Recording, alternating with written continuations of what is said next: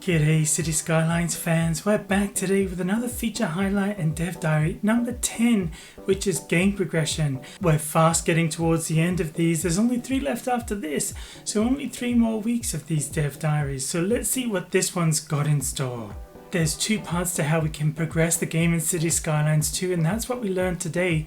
It has 2 layers, milestones and development trees. We learned that milestones unlock new services, policies and info views, but the process of unlocking them is different now. Development trees is something we've not seen before in this franchise, so that's an entirely new feature in City Skylines 2, and we get to go into more detail there as well. The key thing when it comes to progression in this game is that the whole thing doesn't hang off reaching population numbers, so we don't just keep expanding and expanding and then unlocking more and more things. There's a little bit more to it this time around, which I quite like.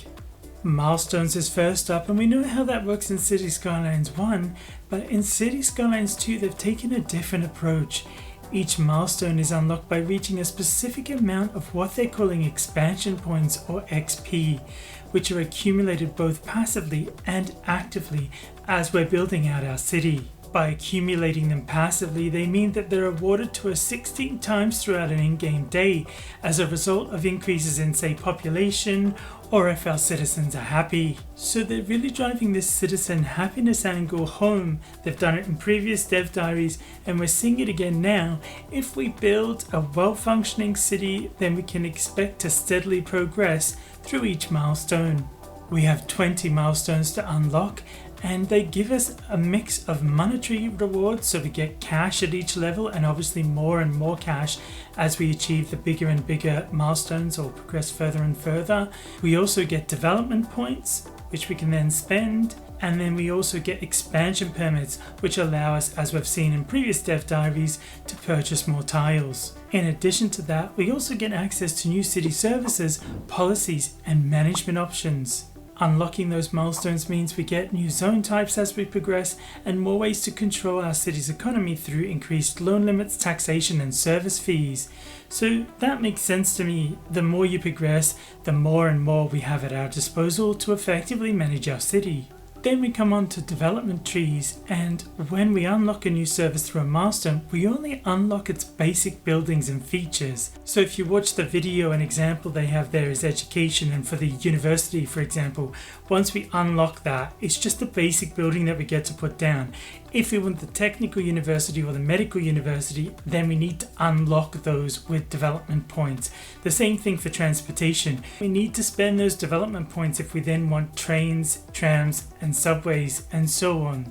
Again, the good thing about this, I guess, in terms of a development tree is that we have total control, so we can spend more development points in a particular branch of a tree if we think that's going to be beneficial for the way we're building our city, or we can spread them evenly across the branches if we feel that's a better fit. By having the ability to spend those development points and shape our city the way we want to, we could unlock transportation options that really help our city grow and expand and our citizens move around.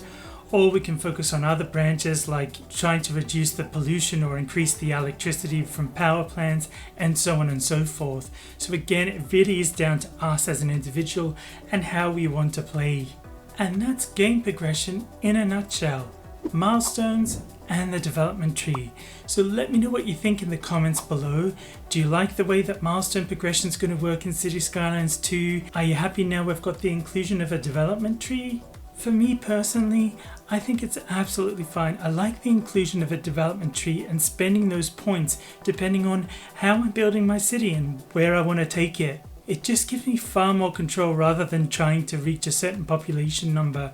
It's just a bit of a different way of playing. But let me know what you think in the comments below. Well, that's it for this video. Thanks again for watching, and I'll catch you next time.